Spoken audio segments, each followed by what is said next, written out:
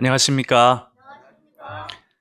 요즘 같은 때 안녕을 말하고 평화와 샬롬을 말한다는 게 좀 그러지만 어려움 또 시험 가운데 하나님이 우리와 함께 하시고 당신의 선한 뜻을 이루어 가시기 때문에 근본적으로 우리에게 안녕이 있고 샬롬이 있다 믿습니다. 우리 모두 그러한 삶을 살아가시길 기도합니다. 오늘 말씀과 관련하여서 한 10년 전 2012년도에 KBS에서 했던 그 다큐멘터리가 있습니다. 그 슈퍼피쉬라는, 보신 분들이 있습니까? 거기 보면 제 4부에 금요일의 물고기라는 제목으로 있습니다. 그 유튜브에 이제 나와 있는 전편이 다 나와 있는데 그것을 이제 오늘 메시지에서 많이 언급할 수는 없는 것이고 메시지와 많이 관련이 있습니다. 그래서 꼭 한번 보시고 물고기가 익투스죠. 이 물고기가 기독교 역사와 세계사에 얼마나 큰 영향을 끼쳤는가 하는 것을 말하고 있는데 오늘 말씀과 많은 관련이 있습니다. 우리 오늘 요절 말씀을 22절 말씀으로 잡았는데 함께 읽도록 하겠습니다. 22절 시작. 성령이 비둘기 같은 형체로 그의 위에 강림하시더니 하늘로부터 소리가 나기를 너는 내 사랑하는 아들이라 내가 너를 기뻐하노라 하시니라. 오늘 내 사랑하는 아들이라는 제목으로 하나님께 예배드리는 시간 갖도록 하겠습니다. 잠시 기도하겠습니다. 그러고 하시며 은혜로우신 하나님 아버지, 평강이 하나님께 있음을 감사합니다. 저희들이 광야에서 고통하고 방황하고 또 시험받아 정말 큰 어려움에 처하지만 근본적으로 하나님께서 우리와 함께 하시고 위로하시고 그 시험을 먼저 받으신 예수님을 통해 힘주시는 것을 생각할 때 감사합니다. 우리에게 많은 어려움이 있지만 하나님 우리와 함께 하심을 굳게 믿고 믿음으로 이 어려움을 잘 이겨내며 하나님께 영광 돌리는, 그래서 강건한 믿음의 사람들로 더욱 굳게 서는 은혜가 있도록 도와주시옵기를 기도합니다. 하나님 아버지, 이 시간 주의 성령으로 함께하여 주시고 우리 예배를 받으시고 영광 받으시기를 기도드립니다. 감사드리며 예수님의 이름으로 기도하였습니다. 아멘. 이제 본격적으로 새로운 시즌이 빠르게 진행되고 있습니다. 이런 때 우리에게 분명한 확신과 또 방향이 필요합니다. 오늘 말씀이 그 해답을 줄 것입니다. 누가복음 3장에서 세례 요한이 예수님을 소개한 후 이제 예수님께서 본격적으로 등장하고 계십니다. 오늘은 그때 세 가지 모습을 말하고 있습니다. 예수께서 세례 받으실 때 일어난 일, 예수님의 족보, 그리고 광야에서 시험 받으신 일입니다. 광야 시험의 핵심은 내가 만일 하나님의 아들이라면 이라는 질문입니다. 이것은 세례 받으신 후 하나님께서 하신 너는 내 사랑하는 아들이라 하는 그 말씀과 직결되어 있습니다. 시험은 예수님의 정체성을 물었고 예수님은 그것을 증명하셨습니다. 우리도 그러합니다. 시험은 내가 누군가를 묻는 것입니다. 너는 과연 누구냐? 시험은 나를 흔들어 불순물을 떨어내고 정체성을 남깁니다. 우리는 예수님을 하나님의 아들로 고백하는 사람들입니다. 이런 정체성이 우리 삶의 방향을 뚜렷하게 해줄 것입니다. 이러한 고백으로 우리가 새 봄을 맞이하길 기도합니다. 첫째, 너는 내 사랑하는 아들이라. 세례 요한이 요단강 각지에서 죄사함을 받게 하는 회개의 세례를 베풀었습니다. 이때 세례 받으러 온 사람들 사이에 예수님도 서 있었습니다. 마태복음 3장을 보면 요한이 예수님을 말렸다라는 기록이 나옵니다. 내가 당신에게 세례를 받아야 할 터인데 당신이 내게 오시나이까? 그때 예수님이 말씀하셨습니다. 이제 허락하라. 이렇게 하여 모든 의를 이루는 것이 합당하니라. 겉으로는 예수님께서 죄인의 모습으로 겸손히 세례를 받으시지만 이는 모든 의를 이루는 일이었습니다. 세상의 구세주로 세움받아 하나님의 뜻을 세우는 일이었던 것입니다. 예수님은 세례 받으신 후 기도하셨습니다. 이 부분은 누가복음에서 처음 보여주는 예수님의 기도하는 모습입니다. 이 땅에 하나님의 구원을 베풀고자 구원자께서 기도하셨습니다. 이때 하늘이 열리며 성령이 비둘기 형체로 예수님 위에 임하셨습니다. 이것은 하나님께서 예수님을 메시아로 기름 부어 세우셨다라는 것을 말합니다. 이사야서 42장 1절을 보면 하나님께서는 택하신 종에게 당신의 영을 부어준다 하셨습니다. 내 영을 부어준다, 성령을 부어준다 한다는 것은 하나님께서 그 사람을 세우셨다는 것을 의미합니다. 그리고 이러한 예언의 말씀을 오늘 장면이 성취한다 할 수 있습니다. 이때 하늘로부터 하나님의 음성이 들려왔습니다. 너는 내 사랑하는 아들이라, 내가 너를 기뻐하노라. 표준세 번역에 따르면 이 다른 고대 사본들에는 너는 내 아들이라, 오늘 내가 너를 낳았다, 또는 너는 내 아들, 내 사랑하는 자다, 이렇게 기록이 되어 있다고 합니다. 비슷비슷하지 않습니까? 근데 가만히 보면 이 구절이 성경에 나옵니다. 시편 2편. 시편 전체를 아우르는 서른과 같은 시편 2장 그 7절 말씀. 너는 내 아들이라, 오늘 내가 너를 낳았도다 하는 그 말씀의 성취인 것입니다. 하나님께서 예수님이 당신의 아들이요 세상의 구주 메시아이심을 친히 음성으로 말씀해 주신 것입니다. 이처럼 예수님의 대관식은 세례와 성령 임재와 하나님의 음성으로 진행이 되었습니다. 이제 분명해졌습니다. 예수님이 누구십니까? 하나님의 사랑하시는 아들입니다. 내 사랑하는 아들. 바로 이분이 예수님이신 것입니다. 예수님은 30세쯤 가르침을 시작하셨습니다. 민수기는 제사장의 직무의 때를 30세부터 50세까지라 이렇게 말하였습니다. 30세에 좋은 일을 본 사람이 기억이 나십니까? 요셉이 30세 총리가 되었습니다. 창세기. 다윗이 왕이 된 때도 30세였습니다. 놀랍습니다. 예수님은 이처럼 가장 건강하고 에너지가 넘치는 그 순수한 열정이 넘치실 때 하나님을 섬기셨다 하는 것을 보게 됩니다. 둘째, 예수님의 족보. 일반적으로 족보는 한 사람과 또 공동체의 뿌리를 알게 하고 이로써 정체성과 자부심을 갖게 합니다. 예수님의 족보도 예수님이 누구신가라는 것을 말하는데 여기에는 이 족보에는 예수님을 포함해서 하나님까지 이름으로 따진다면 77개가 등장을 하고 있습니다. 이 족보에 대한 다양한 견해가 있습니다. 때로는 충돌도 하기 때문에 좀 복잡한 것도 있는데 조금 정리해서 몇 가지만 이야기해 보면 다음과 같습니다. 첫째로 우리가 아는 것처럼 마태복음의 족보가 요셉의 가계를 따랐다면 누가복음의 족보는 마리아의 가계를 따랐다 할 수 있습니다. 이것은 요셉의 아버지가 헨리로 나오는데 그 헨리가 바로 마리아의 아버지다 이렇게 보기 때문입니다.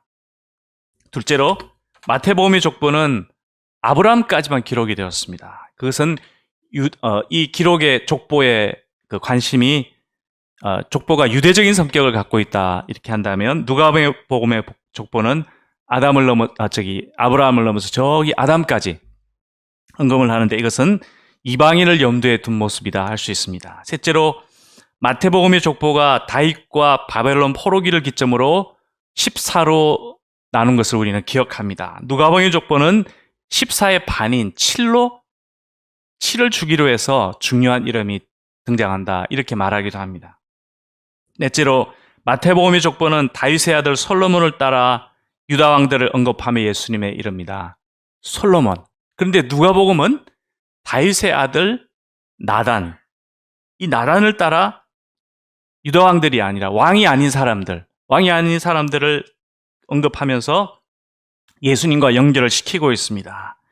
역대상 본문 두 곳에 보면 이번에 처음 아는 것 같습니다. 다윗이 밧수와 곧 밧세바에게서 4명의 아들을 낳았다. 우리 한 명은 죽고 두 명으로 생각하는데 4명의 아들을 낳았고 넷째가 솔로몬이다. 첫째가 아니라 넷째가 솔로몬이고 셋째가 나단이다 하는 기록이 역대기에 2번 등장합니다. 이 나단의 이름이 오늘 족보에 나오고 그 후손이 마리아의 아버지 헨리에게까지 이르렀다라고 누가복음의 족보는 말하고 있습니다. 무엇보다 중요한 것은 이 족보의 마지막 말입니다. 그 위는 하나님이시라. 어떻게 족보에 하나님의 이름이 등장할 수 있는 것입니까? 뭔가 말하고자 하는 것이 있다는 것입니다. 이 족보는 특별히 예수님을 하나님과 연결시킵니다. 이는 우리에게 누가복음 1장 예수님 탄생하실 때 가브리엘 천사가 했던 말을 떠올리게 합니다. 이러므로 나실 바 거룩한 이는 하나님의 아들이라 일컬으리라. 예수님은 하나님이 사랑하신 아들, 곧 하나님의 아들이십니다. 셋째, 내가 하나님의 아들이라면 오늘 주된 본문인 4장 시험에 대한 이야기입니다. 요단강에서 세례받으신 후 예수님은 광야에서 이 40일 동안 마귀에게 시험을 받으셨습니다. 예수님께서 세례 후 광야 시험 받으신 일이 공관복음서, 마태마가, 누가복음에 보면은 거의 비슷하게 이렇게 기록이 되어 있습니다. 마태복음은 예수께서 성령에게 이끌려 마귀에게 시험을 받으러 광야로 나갔다 되게 평이하게 이야기했다면, 마가복음은 성령이 곧 예수를 광야로 몰아내셨다, 이런 표현을 씁니다. 이처럼 시험에는 어쨌거나 성령의 개입이 있었다는 것입니다. 누가복음은 이에 더해서 예수님이 성령의 충만함을 입으셨다 이렇게 말하고, 성령에게 이끌려 마귀에게 시험을 받으셨다 말합니다. 성령께서는 하나님의 뜻 가운데 예수님을 광야로 인도하셨던 것입니다. 시험 받으시는 예수님을 그리고 도우셨던 것입니다. 성령 충만이란 말, 이 말이 우리 누가복음에 보면은 꽤 등장합니다. 성령 충만함, 성령 받은 정도가 아니라 충만함 받은 사람, 세례요한이 성령 충만함 받고, 사가랴, 엘리사벳, 또 시몬, 이런 사람들이 성령 충만함을 받았다. 그리고 오늘 예수님이 성령 충만함을 받아 광야로 시험받으러 나가셨다 했습니다. 이 말, 성령 충만, 성령의 임재, 이것은 거기에 하나님의 능력과 도우심이 있었다는 것입니다. 주권적인 섭리가 있고 그것을 따라 주님이 시험을 받으셨다라는 것입니다. 하물며 우리는 어떠하겠습니까? 우리는 시험을 좀 많이 이겨봐가지고 헤매기도 했지만 이길 수 있다 이런 생각을 약간 가지고 있는 것 같습니다. 근데 그렇지 않습니다. 연약한 우리 자신의 힘으로는 우리가 시험을 이길 수 없다는 것입니다. 우리가 이것만 잘 인정해도 많은 시험을 아마 이길 수 있을 것입니다. 겸손히 회개해야 될 것입니다. 겸손히 회개하고 정말 기도하고 정말 간절히 기도해서 성령의 도우심을 구하는, 이것이 바로 우리가 취해야 될 자세입니다. 사도 바울은 에베소서에서 이렇게 권고했습니다. 술 취하지 마라. 이는 방탕한 것이니 오직 성령의 충만함을 입어라. 예수님은 성령 충만함을 입어 요단강에서 돌아와 광야로 가셨습니다. 여기서 광야는 성경에 많은 광야가 나오지만 유대 광야를 이야기합니다. 유대 광야가 어디 있는가? 여기 많이 등장하는데, 유대 광야는 이 동서로는 서쪽에는 유대 산지가 있고 동쪽으로는 사해가 있는 그 사이에 유대 광야가 있습니다. 또 남북으로는 요단강의 거의 남쪽, 여리고 부근 그 남쪽에서 사해 남쪽까지 길게 뻗은, 결국은 유대 광야는 길게 뻗은, 사해 서쪽에 길게 뻗은 이곳이 유대 광야입니다. 서쪽 지중해에서 이제 고온다습한 바람이 이렇게 쭉 팔레스타인으로 불어오면 이 유대 산지에 딱 막힙니다. 그래서 서쪽에 비를 이렇게 대부분의 비를 뿌리고 동쪽으로 고온 건조한 바람이 넘어가게 됩니다. 그래서 이 유대 산지와 유대 산지의 서쪽 부분, 이 지중해까지 쭉 이어진 이 구릉지, 여기에는 평균 오늘날로 이렇게 본다면 약 400mm에서 600mm 정도의 연강수량, 사실 그렇게 많지는 않지만 보통 연강수량 300mm가 그 광야와 그 아닌 것을 구분하는데 이 정도 내립니다. 유대 광야에는 얼마쯤 내릴까요? 100mm 내립니다. 1년에 100mm 정도 내립니다. 정말 건조한 곳입니다. 또 예루살렘이라든지 또 베들레헴이라든지 헤브론이라든지 이런 것들이 있는 유대 산지의 평균 높이가 한 900m쯤 됩니다. 근데 이 사해는 그 평균 수면 높이가 지중해보다, 바다보다 무려 400m가 낮습니다. 아마 예수님 때는 좀 더 높았겠지만 지금은 점점점 400m보다 더 낮아집니다. 그래서 이 유대 광야에서 저기 이제 그 유대 산지를 보면 굉장한 그 좁은 곳인데 높으니까 아주 가파른 그런 느낌을 갖습니다. 유대 광야는 이처럼 기본적으로 가파른 급경사에 위치하고 있습니다. 중간중간 계단식 대지가 있고 이것이 이제 여러 막 그 와디와 협곡을 통해서 이제 사해로 요단강으로 이렇게 이어져 있습니다. 이러한 척박한 광야에서 예수님은 40일 동안 밤낮으로 굶주리셨습니다. 예수님은 왜 시험을 받으셨을까요? 우리가 아는 대로 둘째 아담으로서 시험을 이김으로써 첫째 아담의 그 실패를 만회하고자 하셨습니다. 또 우리가 시험 받을 때 연약한 우리를 잘 이해하시고 체험적으로 이해하시고 도우시기 위해서였습니다. 무엇보다 이 시험은 예수님이 누군가 하는 것을 알게 합니다. 오늘 이야기의 핵심은 바로 이것입니다. 시험은 예수님이 누군가 하는 것을 알려준다는 것입니다. 이러한 예수님의 발자취를 따라서 일찍이 그 AD 3세기부터 이곳 광야에서 사막 교부들이 수도사 생활을 하면서 하나님을 찾았습니다. 이것이 지난 2000년 동안 그 기독교 수도원 운동으로 이어져서 현대에 이르고 있습니다. 우리는 도시에 살고 있기 때문에 뭐 광야 이런 거 그렇게 관심이 없는데 사실은 필요합니다. 도시 이런 정말 정신없이 돌아가는 문명사회 속에서 사막 그 광야로 나가서 하나님을 찾는 이런 사막 교부의 영성, 그것에 뿌리인 예수님의 그 마음 이런 것을 우리가 품고 하나님을 찾는 이런 그 사막의 영성이 필요합니다. 광야의 시험은 분명히 고통을 수반합니다. 그러나 우리로 하여금 하나님을 만나게 해서 믿음의 순도를 더하는 정말 값진 것이 있습니다. 하나님을 만난다.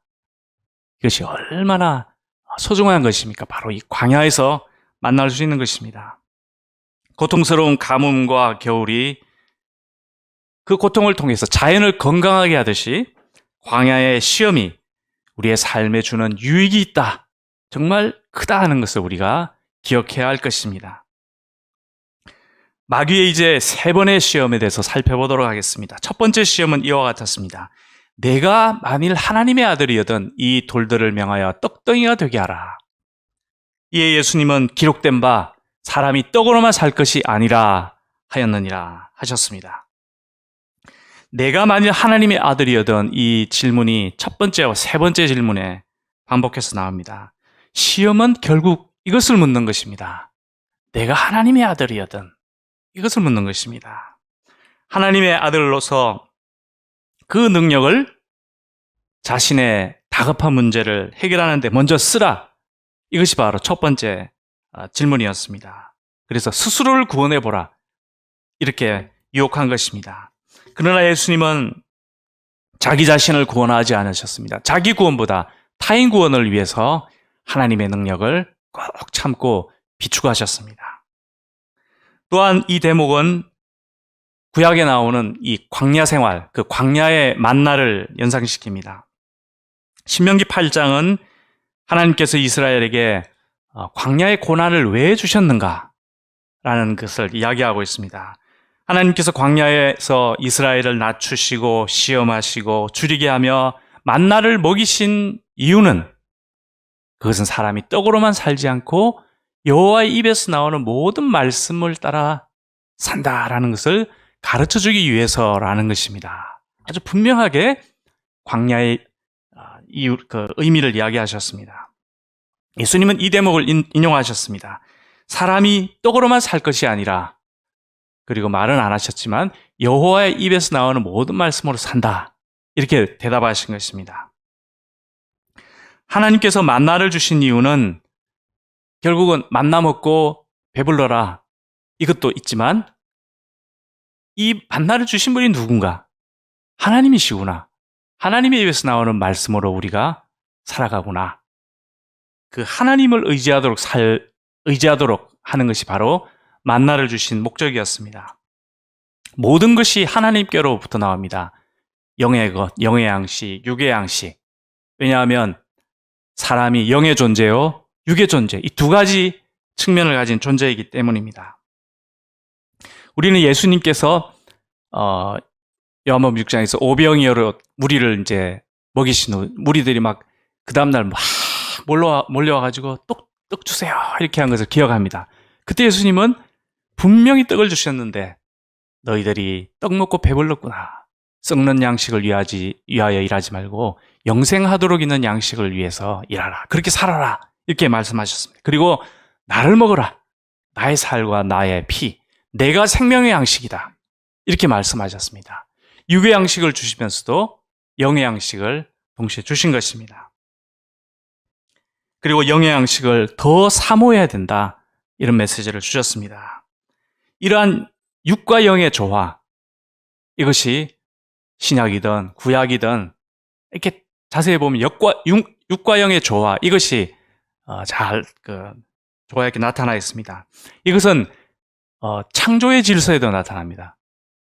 하나님께서 6일 동안 창조하시고 7일째 안식하셨습니다. 사람도 6일 동안 열심히 육의 양식, 떡을 위해서 일하며 살아가지만 7일째는 안식일에 쉬면서 여호와 하나님, 창조주 하나님과 교제하도록 하셨습니다. 안식일의 의미는 피조세계와의 단절입니다. 6일 동안 열심히 피조세계에서 육의 양식을 위해서 정말 열심히 일하다가 안식일이 되면 피조세계와 단절을 하고 이 모든 것을 만드신 하나님, 이 하나님과 교제하고 만나는 이것이 바로 안식일의 의미고 창조 때 이것을 우리에게 주셨던 것입니다. 사람은 떡을 필요로 하는 존재지만 하나님이 필요하고 하나님의 말씀이 필요한 존재입니다. 오늘날 우리는 풍요의 시대를 살아갑니다. 너무 먹을 것이 많습니다. 너무 좋은 것이 많습니다. 어느 때보다도 떡이 풍부하고 빵이 풍부합니다. 도심에서도 그러지만 외곽에 나가보면 빵집이 왜 이렇게 많은지 모르겠습니다. 그리고 그 빵이 왜 이렇게 비싼지. 8,000원. 웬만하면 8,000원에 9,000원이에요. 우리가 스마트폰을 이렇게 딱딱딱 누르면 그러면 이 다양한 음식이 문 앞으로 배달이 됩니다. 치킨도 오고 예? 피자도 오고 막 신기합니다. 얼마 전에까지는 잘 경험하지 못했던 새로운 세계입니다. 베이커리의 향기로운 이 빵과 커피향, 이것이 우리를 즐겁게 합니다. 우리는 이것을 향기를 맡고 먹고 커피 마시는 이걸 잘 누려야 합니다. 우리는 땀 흘려 일하고 그 결과인 이 떡, 빵, 육의 양식, 이걸 맛있게 먹을 줄 알아야 합니다. 이것은 내가 멀리할 것이다. 이거 아닙니다. 맛있게 먹고 감사하며 이렇게 살 줄 알아야 합니다. 한편으로 사람이 떡으로만 사는 것이 아니지, 하나님의 말씀을 내가 필요로 하는 존재다. 그 말씀을 또한 먹고 사모하는 이런 사람들이 되어야 합니다. 영육간의 조화, 이것이 우리에게 주신 하나님의 그 말씀이 가르치는 바요. 우리가 이러한 삶을 살아가는 가운데 특히 극한의 상황이 다가올 때는 사람이 떡으로만 살지 않고 하나님의 말씀으로 산다 해서 정말 영적인 것을 택할 줄 아는 그러한 사람들이 되어야 될 줄 믿습니다. 마귀의 두 번째 시험은 권위와 영광에 대한 것입니다. 우린 최근에 대통령 선거를 치르면서 이 권위와 영광을 위한 대장정을 치렀고 이제 마쳤습니다. 이제 대한민국을 위해서 하나가 되고 우리 모든 국민들이 사실은 이러한 소외되지 않고 혜택을 누려야 될 줄 믿습니다. 마귀는 예수님을 이끌고 올라가 순식간에 천하만국을 보이며 이 모든 권위와 그 영광을 내가 너에게 주리라 하였습니다. 내게 넘겨줬으므로 내가 원하는 자에게 준다 말하였습니다. 들어보면 달콤한 것 같은데 다 거짓말입니다. 천하만국의 권위와 영광은 마귀의 것이 아니라 하나님의 것입니다. 하나님이 마귀에게 이것을 주신 적이 없습니다. 마귀는 만일 나에게 절하면 너에게 주리라, 이런 거짓말까지 덧붙였습니다. 요즘 유행하는 개그인 나는 너고 너는 나, 이게 좀 떠오르는데, 나는 너에게, 내가 너에게 이걸 준다, 이런 말을 했습니다. 마귀는 거짓말이 입에 붙은 자입니다. 하도 거짓말을 많이 해서 자기가 거짓말하는 줄도 잘 모르는 것 같습니다. 특히 내게 절하면 너에게 준다, 이 말은 아주 손쉽게 영광을 얻으라 하는 아주 달콤한 유혹입니다. 우리가 파우스트를 보면 이 파우스트가 마귀인 그 메피스토펠레스에게 자기 영혼을 팝니다. 자기 영혼을 팔아서 손쉽게 지식과 어떤 매직 파워, 마력이라고 해야 되나요? 이런 것들을 이제 얻은 것처럼 손쉽게 이런 것을 얻는, 나의 영혼을 팔기만 하면 내가 얻고자 하는 엄청난 것을 얻는 그 손쉬운 방법을 마귀가 지금 딜을 하고 있는 것입니다. 그러나 예수님은 말씀하셨습니다. 기록된 바 주 너의 하나님께 경배하고 다만 그를 섬기라 하였느니라. 이 말씀은 신명기 6장 13절 말씀인데, 우리가 앞뒤 말씀을 보면 마귀의 말이 이런 점에서 허점이 있고 이길 수 있구나, 이걸 볼 수 있습니다. 주 너의 하나님께 경배하고 다만 그를 섬기라, 이 하나의 이 말만 있는 것 같지만 그 이전의 말이 이렇습니다. 이제 너희들이, 하나님께서 하시는 말, 이제 너희들이 이제 조상에게 약속하셨던 그 가나안 땅, 아름다운 땅, 그곳으로 들어갈 것이다. 그리고 그곳에서 많은 것을 누리게 될 것이다, 이렇게 말씀하신 후에 바로 그 축복의 때에 애굽 땅 종되었던 집에서 너희를 인도하신 하나님을 잊지 말라 하였습니다. 축복의 때 구원의 하나님을 기억하라는 것입니다. 그리고 주 너의 하나님을 경외하며 다만 그를 섬기라, 다만 그를 섬기라 하는 말이 바로 여기에 나오고, 그 다음 이어서 다른 신을 따르지 마라, 그 따르면 파멸이 올 것이다, 이렇게 말을 하였습니다. 이것을 보면 다만 그를 섬기라는 이 말씀은 전제가 있습니다. 출애굽이라는 구원이 전제가 되고, 가나안의 축복과 영광, 이것이 전제가 되어 있습니다. 이것이 여호와께서 주셨다 하는 이 전제, 하나님이 이것을 너희를 구원하시고 가나안 땅의 이 영광을 너희에게 주셨다 하는 이 전제가 있습니다. 그리고 다만 그를 섬기라 하셨습니다. 이러한 구원과 축복은 마귀나 우상이 준 것이 아니었습니다. 하나님이 주셨기에 그 하나님을 기억하고 경외하라는 것입니다. 주 하나님께 경배하고 다만 그분을 섬긴다 하는 것은 자연스럽게 될 수 있는 일입니다. 그분이 우리에게 베푸신 구원의 은혜, 가나안 축복의 은혜, 이것을 생각하면 자연스럽게 되는 것이 주님을 섬겨야 되겠구나. 그리고 경고의 말씀, 이 하나님을 버리고 우상을 따르면 파멸이 올 것이다, 이 경고의 말씀도 기억하도록 하셨습니다. 다만 그를 섬기라 하는 것은 어떤 일방적인 의무가 아닙니다. 어떤 종교적인 문장을 탁 하나 주고 지켜라 하는 그런 일방적인 의무가 아닙니다. 구원의 은혜와 주님 주신 축복과 영광을 전제로 하고 있다 하는 것을 우리가 늘 기억해야 할 것입니다.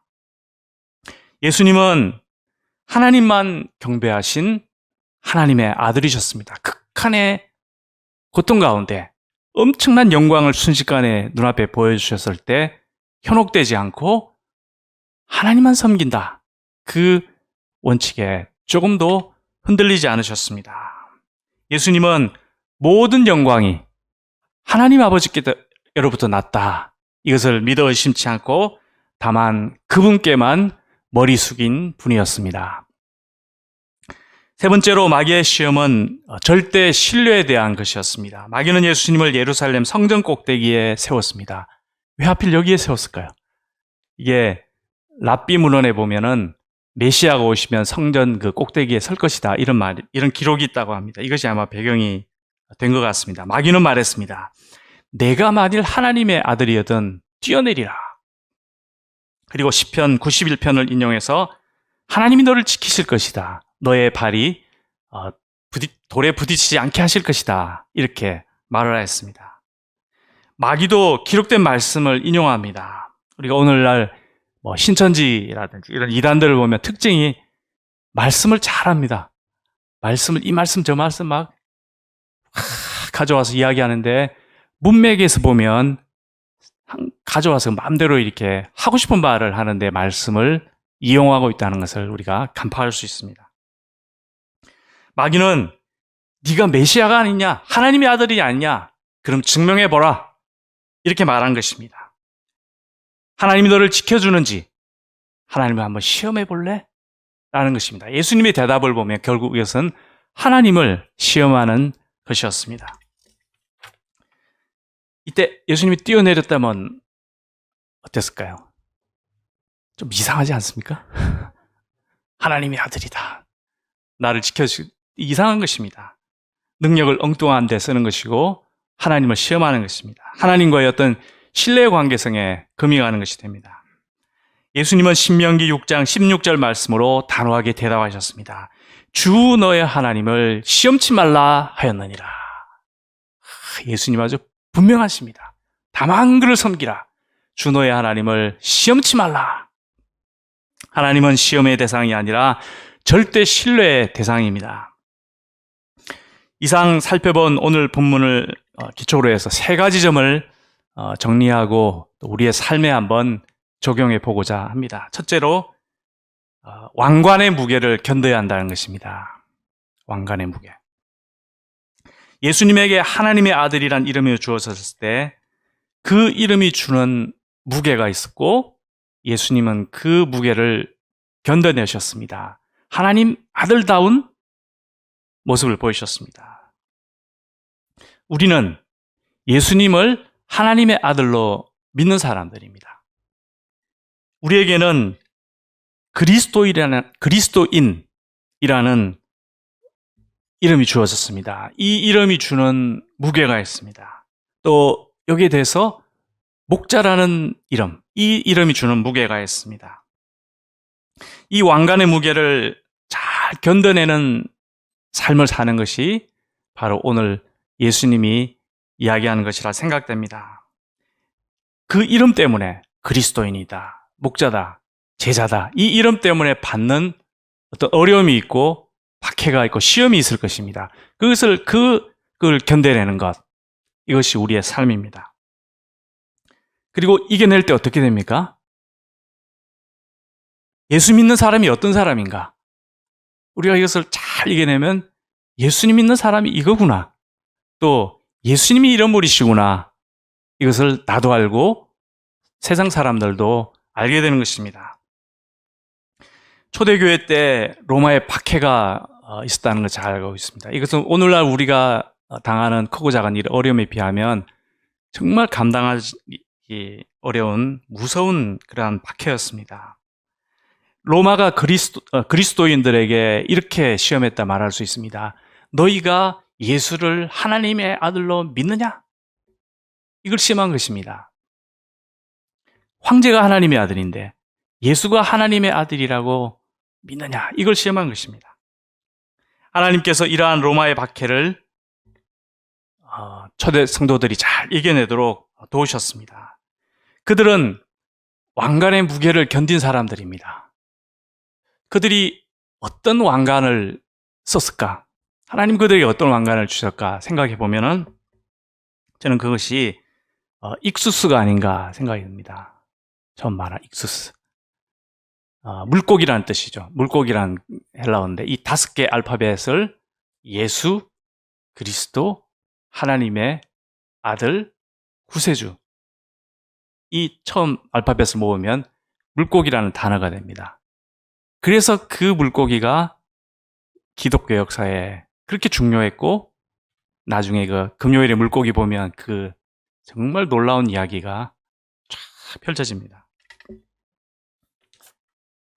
그러한 고백, 예수 그리스도 하나님의 아들 구세주, 이 익수스에 대한 고백이 초대교회 성도들이 견뎌낸 왕관이었던 것입니다.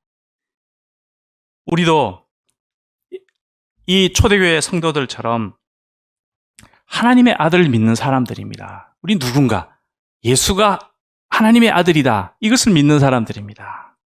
예수는 그리스도 하나님의 아들 구세주이시다, 이것을 고백하는 신앙 고백을 가진 사람들입니다. 우리가 이 신앙 고백의 무게를 잘 견뎌내는 그러한 사람들 되기를 기도합니다. 두 번째로는 전제를 갖고 살아야 한다는 것입니다. 전제를 가지라, 이 말은 가정하지 말고 고백하라는 것입니다. 우리는 예수님을 향해서 많은 사람들이 만약 당신이 하나님의 아들이라면, 이것을 가정할 때가 많은 것 같습니다. 확 고백하지 못하고 어쨌든 고백했다, 가정했다. 가정하는 것, 이걸 거쳐야 합니다. 가정하지 말고 고백해야 합니다. 이것이 전제입니다. 예수님, 당신은 그리스도시요 하나님의 아들이시요 구세주이십니다. 그렇게 고백하고 이것을 전제로 해서 우리의 삶을 살아나가야 한다는 것입니다. 삶을 살아나가는 데 있어서는 전제가 참 중요합니다. 그 전제가 기초가 되어서 그 이후에 삶에 쭉 영향을 미칩니다. 저는 전제를 정의하기를, 전제란 경험을 기초로 한 이성적 고백, 이렇게 말하고 싶습니다. 경험이 기초가 됩니다. 근데 이성이 빠지지 않고 그 경험을 기초로 해서 이성으로 이것을 종합을 해서 고백하는 것, 고백을 해야 되는 것입니다. 가정을 고백하는 것, 이것이 바로 전제가 아닌가, 이렇게 생각해 보았습니다. 우리를 포함한 모든 사람들이 전제를 갖고, 가만히 보면 전제를 갖고 세상을 살아갑니다. 우리 이번에 정치 대선할 때도 그러지 않나요? 똑같은 사안에 대해서 견해가 너무 다릅니다. 전제가 다르기 때문입니다. 어떤 경험했던 것들을 이성적으로 해석을 해서 나는 이렇게 confession하는, 고백하는 그런 과정들이 다르기 때문입니다. 그래서 다를 수 있구나, 이것을 인정하는 게 저는 참 중요하다. 너는 왜 그렇게 생각하나, 그거보다도. 그래서 이걸 인정하면 앞으로 우리나라가 좀 더 통합하고 좋아하는 데 필요한 부분이 아닌가 생각합니다. 삶의 전제, 우리가 모든 이런 전제를 갖고 살아가는데 삶의 전제란 무엇인가? 삶의 전제라는 것은 삶의 관점입니다. 또 삶의 어떤 세계관이라 할 수 있고 사상이다, 이렇게 말할 수 있습니다. 어떤 사람이 나와 대화할 때 그 사람 나름의 전제가 있습니다. 나도 모르게 나도 전제가 있고. 그런데 우리가 상대방의 전제를 존중해야 합니다. 존중을 해야 되지만 그 전제를 내가 수용할 의무는 없는 것입니다. 존중하고 수용을 하지 않고, 그리고 서로의 전제를 갖고 대화를 하는 것입니다. 대화하고 교제하고, 또 필요할 때 막 논쟁하고 설득하고 바른 길을 모색해 나가는 이런 자세가 필요한 것 같습니다. 우리 그리스도인의 전제는 무엇입니까? 나는 무엇을 전제로 해서 무엇을 고백하며 살아가는 것입니까? 도대체 나는 누구입니까? 이 전제가 우리를 규정하는 것입니다. 익수스, 예수 그리스도 하나님의 아들 구세주, 이것을 고백하고 전제로 하고 살아가는 사람들이 바로 우리인 것입니다. 우리가 이것을 만일 가정하지 말고 고백해야 할 것입니다. 이것이 우리 삶의 전제고, 이것은 바로 우리의 것입니다. 나는 이런 사람인 것입니다. 이것이 우리의 개성이고 우리의 빛깔입니다. 이런 빛깔을 가진 사람들입니다. 우리는 이러한 삶의 전제를 갖고 살아가는 그리스도인이다 라는 것을 잊지 말아야 할 것입니다. 세 번째로는 기록된 말씀으로 싸워야 합니다. 예수님은 마귀의 말을 듣지 않으셨습니다. 기록된 바 하며 하나님의 말씀을 들었습니다. 에덴 동산에서 하와가 마귀의 시험에 넘어진 이유, 첫 번째 시험에 실패했던 이유, 그것은 마귀의 말, 참으로 만일, 참으로 이 말에 틈을 보였기 때문입니다.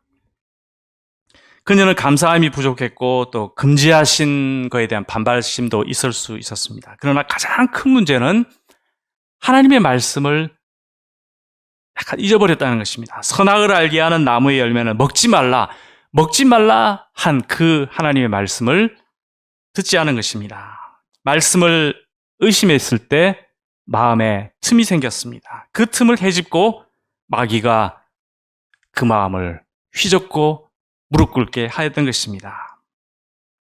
예수님은 마귀에게 틈을 보이지 않으셨습니다. 마귀가 내가 만일 하나님의 아들이거든 이렇게 슬쩍 물었지만 예수님은 나는 하나님이 사랑하시는 아들이다 하셨습니다. 예수님이 이렇게 하셨지만 우리는 어떻습니까? 우리가 중요한 것입니다. 우리는 예수님과 달리 참 틈이 많은 사람입니다. 틈 많습니다. 연약하고 얼마나 그렇습니까? 선 줄 알았는데 어느 순간에 확 넘어져 있고 신실한 믿음으로 살고자 하지만 우리의 본성, 감정 이런 것 때문에 끊임없이 우리가 시달리고 내가 이거밖에 안 되구나 실망하고 충돌하고 많은 고통 가운데 우리들이 살아가고 있습니다. 참 허술한 존재다. 틈 많은 허술한 존재들이다 생각하게 됩니다. 이때 어떻게 해야 되겠습니까? 익수스. 나는 연약하지만 예수는 그리스도 하나님의 아들 구세주시다. 이것을 고백하고 아주 그것을 붙들어야 합니다. 그리고 기록된 말씀, 특히 오늘 본문이 우리에게 이야기해주고 있는 기록된 말씀, 사람이 떡으로만 살 것이 아니다. 주 너의 하나님을 경배하고 다만 그를 섬기라. 그리고 하나님을 시험치 말라 하는 이런 말씀, 분명한 말씀을 우리가 붙들 때 연약한 우리를 이길 수 있는 것입니다. 왕관의 무게를 견디고 삶의 전제를 갖고 산다. 이런 것도 중요하겠지만 이것을 잘 하려면 우리가 겸손히 회개하고 정말 하나님의 말씀을 붙드는 이것이 실제적으로 우리 자신을 이길 수 있는 길이라 생각됩니다. 하나님께서는 우리 한국교회와 또 우리 유베프 가운데 이 기록된 당신의 말씀을 증거하는 많은 말씀의 종들을 세워주셨습니다.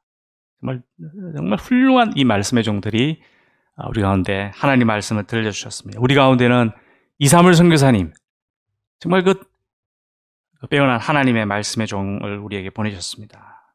안한골 가운데 양마가 선교사님을 보내주셨습니다. 마가 선교사님이 몇 세에 시작하시는가 생각이 없었지만 잘 모르겠지만 대충 30세쯤 되셨을 것 같아요. 30세. 정말 가장 좋을 때 기록된 하나님의 말씀에 온 인생을 바쳤다. 이것이 저는 우리에게 본이 된다고 믿습니다. 기록된 하나님의 말씀에 우리 인생을 드리고 내 인생을 갈아 넣는 이것이 마가 목자님, 사무엘 선교사님 많은 말씀의 종들, 또 사실 우리도 그러한 삶을 살아가고 있습니다. 기록된 말씀에 대한 그 경외심이 우리에게 꽃을 피우고 열매를 맺고 있다, 앞으로 맺을 것이다 이런 생각됩니다.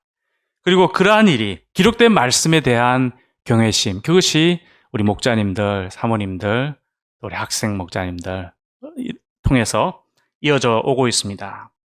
우리 안암 유배퍼가 할 일이 무엇인가, 우리가 이런 사람인데 우리가 뭐 해야 될 것인가 생각할 때 기록된 말씀을 계속 듣고 기록된 말씀을 캠퍼스에 계속 들려주는 이것이 바로 우리가 하는 일이다 하는 것을 보게 되었습니다. 이상에서 광야의 시험을 통해 예수님이 하나님의 아들이시다라는 것이 드러났습니다. 자기를 구원하지 않고 오직 하나님만 섬기며 하나님만 신뢰하는 분이 바로 이분이구나. 과연 하나님의 아들답구나 라는 것을 우리가 보았습니다. 광야의 시험은 예수님을 무릎 꿇게 하지 못했습니다. 예수님이 어떤 분이신가 하는 것을 아주 선명하게 우리에게 알려주었습니다. 우리의 삶에도 크고 작은 시험이 닥쳐올 것입니다. 이때 시험을 기회로 삼아서 우리의 정체성을 분명히 할 수 있어야 할 것입니다. 우리는 익수스, 이것을 전제로 살아가는 사람들입니다. 예수 그리스도, 하나님의 아들, 구세주, 이것을 고백하는 사람들입니다. 이러한 왕관의 무게를 견디며 기록된 말씀으로 살아가는 우리 모두가 되기를 기도드립니다. 함께 기도하겠습니다. 하나님 아버지, 참 연약한 우리에게 예수님을 보내어 주시고 그 무서운 시험을 이기시고 예수님의 도우심으로 저희의 연약함을 참 이해하시고 우리가 시험을 이길 수 있음을 마음에 확신시켜 주심을 감사를 드립니다. 하나님 아버지, 저희들이 이 예수님을 하나님의 아들로 믿는 사람들임을 고백합니다. 이러한 삶의 전제를 갖고 힘차게 살아가게 해주시고 또 우리가 연약한 자임을 알고 기록된 말씀을 의지하여 겸손히 하나님 쫓아 살아가는 저희들 되게 해주시옵기를 기도합니다. 이제 봄이 되어 많은 삶의 이야기들이, 일들이 우리에게 닥쳐올 때 이 떡의 이 양식을 위해서 열심히 일하게 하시고 승리하게 하시고 이런 가운데 하나님의 영광을 나타내게 하여 주시옵소서. 또한 참 주님과 깊은 교제 속에서 영의 양식을 얻고 살아가는 참 은혜 넘치도록 하여 주시옵기를 간절히 기도드립니다. 감사드리며 예수님의 이름으로 기도하였습니다. 아멘.